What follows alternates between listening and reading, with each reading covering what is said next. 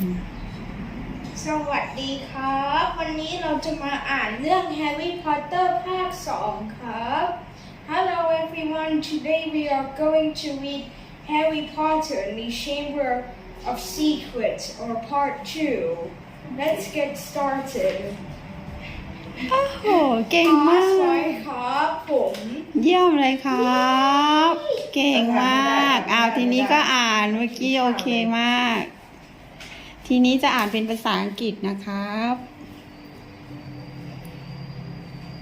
Chapter 1 The Worst Birthday ภาค 1 วันเกิดที่แย่ที่สุด Not for the first time, an argument had broken out over breakfast at number 4. Private Drive, Mr. Vernon Dursley had been woken in the early hours of the morning by a loud hooting noise from his nephew's Harry's room. Third time this week, he whirred across the table.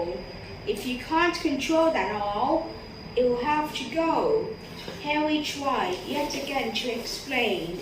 She's bored, he said. She's used to flying around outside. If I could just let her out at night. Do I look stupid? Snarled Uncle Vernon, a bit of fried egg dangling from his bushy mustache. I know what'll happen if that owl's let out. He exchanged dark looks with his wife, Petunia. Harry tried to argue back, but his words were drowned by a long, loud belch from the Dursley son. Dudley, I want more bacon. There's more in the frying pan, sweetums, said Aunt Petunia, turning misty eyes on her massive son. We must feed you up while we've got the chance. I don't like the sound of that school food. Nonsense, Petunia. I never went hungry when I was at Smeltings, said Uncle Vernon heartily. Dudley gets enough, don't you, son? Dudley was so large his bottom drooped over either side of the kitchen chair, grinned and turned to Harry, passed the frying pan. You forgot the magic word, said Harry irritably. The effect of this simple sentence on the rest of the family was incredible. Dudley gasped and fell off his chair with a crash that shook the whole kitchen. Mrs. Dursley gave a small scream and clapped her hands to her mouth.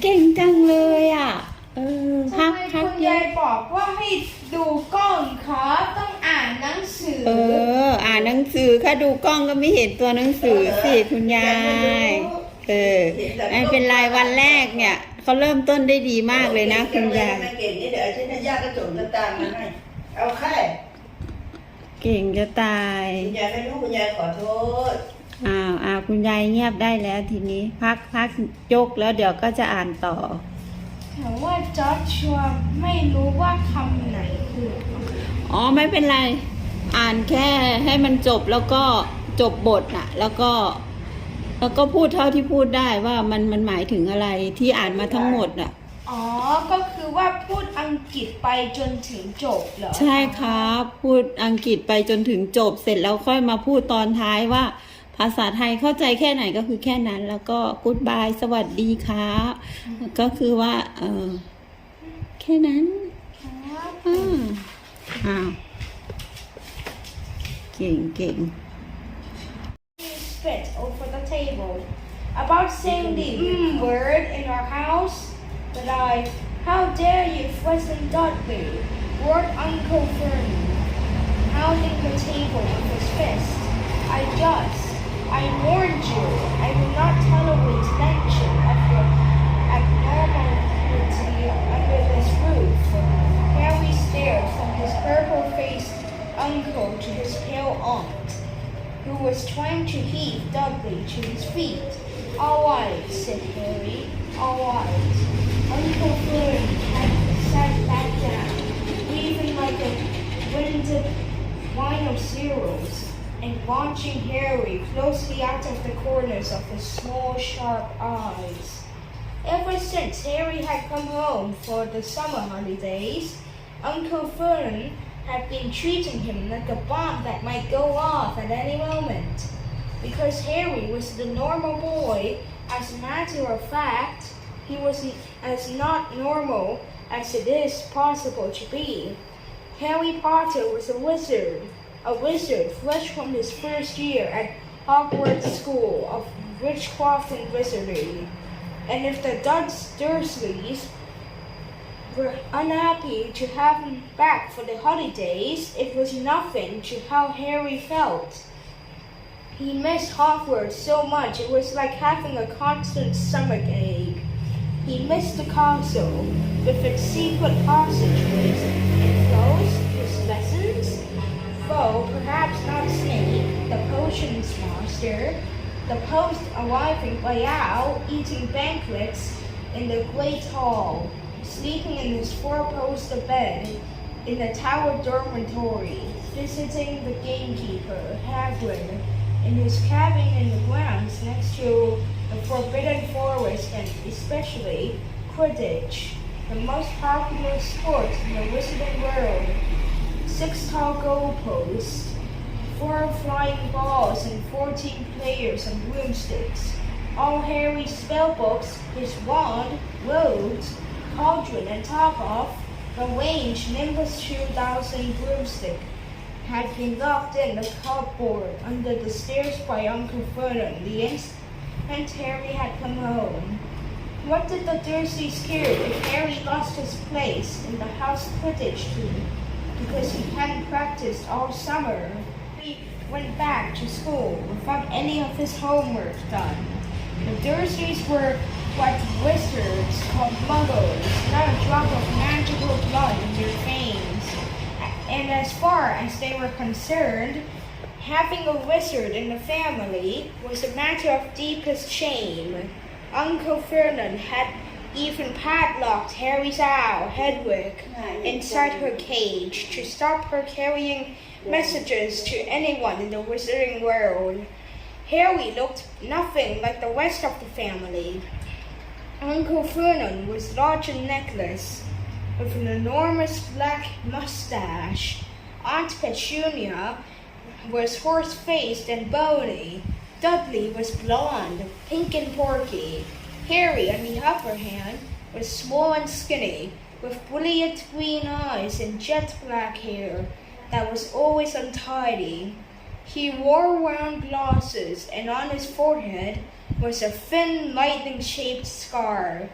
It was this scar that made Harry so particularly unusual, even for a wizard. This scar was the only hint of Harry's very mysterious past, of the reason he had been left on the Dursleys' doorstep 11 years before. At the age of 1, Harry had somehow survived the curse from the greatest dark sorcerer of all time, Lord Voldemort, whose name was most witches and wizards still feared to speak. Harry's parents had died in Voldemort's attack, but Harry had escaped with his lightning scar, and somehow nobody understood why. Voldemort's power had been destroyed the instant he had failed to kill Harry. So Harry had been brought up by his dead mother's sister and her husband. He had spent 10 years with the Dursleys, never understanding why he kept making odd things happen without meaning to, believing the Dursley story that he had got his scar in a car crash which had killed his parents. And then, exactly a year ago, Hogwarts had written to Harry, and the whole story had come out. Harry had taken up his place at Wizard School, where he and his scarves were famous, but now the school year was over, and he was back with the Dursleys for the summer, back to being treated like a dog that had rolled in something smelly. The Dursleys hadn't even remembered that today happened to be Harry's 12th birthday. Of course, his hopes hadn't been high. He'd never give him a proper present, let alone the cake, but to ignore it completely. Uncle Vernon cleared his throat importantly and said, "Now, as we all know, today is a very important day." Harry looked up, hardly daring to believe it. "This could well be the day I make the biggest deal of my career," said Uncle Vernon. Harry went back to his toast. Of course, he thought bitterly. Uncle Vernon was talking about the stupid dinner party. He'd been talking of nothing else for a fortnight. Some rich builder and his wife were coming to dinner, and Uncle Vernon was hoping to get a huge order from him. Uncle Vernon's company made drills. "I think we should run through the schedule one more time," said Uncle Vernon. "We'll all be in position at 8 o'clock. Petunia, you will be in the lounge," said Aunt Petunia, promptly, waiting to welcome them graciously to our home. Good. And Dudley? "I'll be waiting to open the door." Dudley put on a foul, simpering smile. "May I take your coats, Mr. and Mrs. Mason?" "They'll love them," cried Aunt Petunia rapturously. "Excellent, Dudley," said Uncle Vernon. Then he rounded on Harry. "And you?" "I'll be in my bedroom, making no noise and pretending I'm not there," said Harry harmlessly. "Exactly," said Uncle Vernon nastily. "I will lead them into the lounge, introduce you, Petunia, and pour them drinks. At 8:15, I'll announce dinner," said Aunt Petunia. "And Dudley, you say, 'May I take you to the dining room, Mrs. Mason?'" said Dudley, offering his fat arm to the invisible woman. "My perfect little gentleman," sniffed Aunt Petunia. "And you?" said Uncle Vernon viciously to Harry. "I'll be in my room, making no noise and pretending I'm not there," said Harry, dully. "Precisely. Now we should aim to get in a few good compliments at dinner. Petunia, any ideas?" "Vernon tells me you're a wonderful golfer, Mrs. Mason. Do you tell me where you bought your dress, Mrs. Mason?" "Perfect, Dudley. How about we had to write an essay about our hero at school, Mr. Mason, and I wrote about you." Much for both Aunt Petunia and Harry.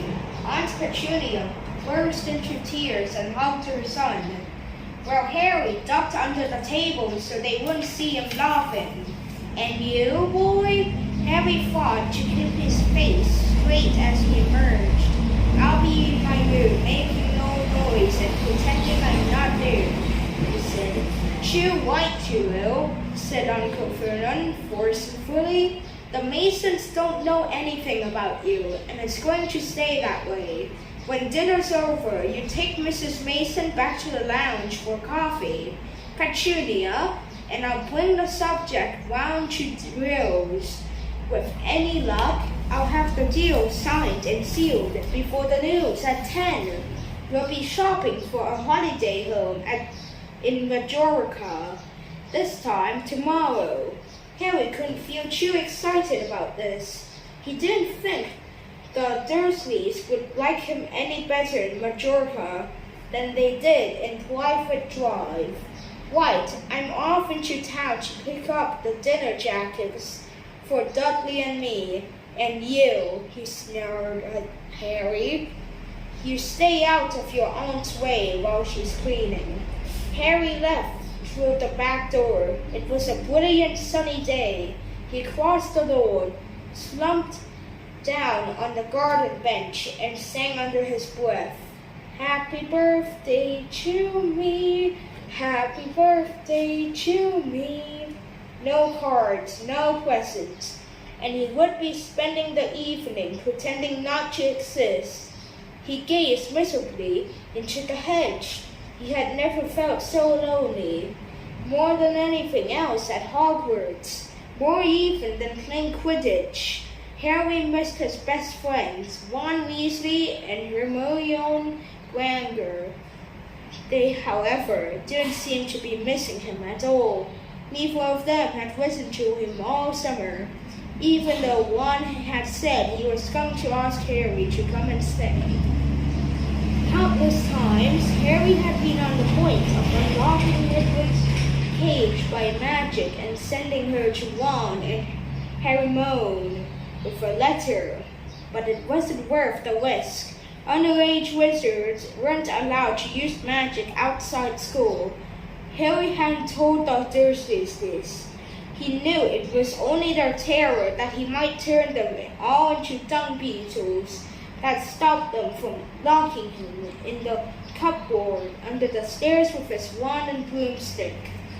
For the first couple of weeks back, muttering nonsense, words under his breath and watching Dudley tearing out of the room as fast as his fat legs would carry him. But the long silence from Ron and Hermione had made Harry feel so cut off from the magical world that even taunting Dudley has lost its appeal. And now Ron and Hermione had forgotten his birthday. What wouldn't he give now for a message from Hogwarts, from any witch or wizard? He'd almost be glad of the sight of his archenemy, Draco Malfoy, just to be sure it hadn't all been a dream. Not that his whole year at Hogwarts had been fun. At the very end of last term, Harry had come face to face with none other than Lord Voldemort himself. Voldemort might be a ruin of his former self, but he was still terrifying, still cunning, still determined to regain power.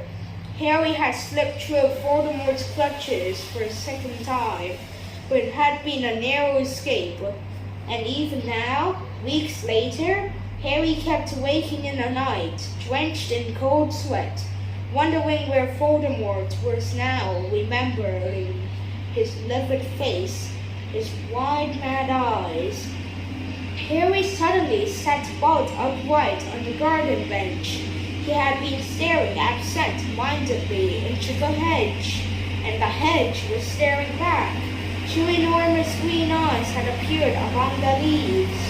Harry jumped to his feet, just as Julian's voice floated across the lawn. "I know what day it is," said Dudley, waddling towards him. The huge eyes blinked and vanished. "What?" said Harry, not taking his eyes off the spot where they had been. "I know what day it is," Dudley repeated, coming right up to him. "Well done," said Harry. "So you finally learned the days of the week.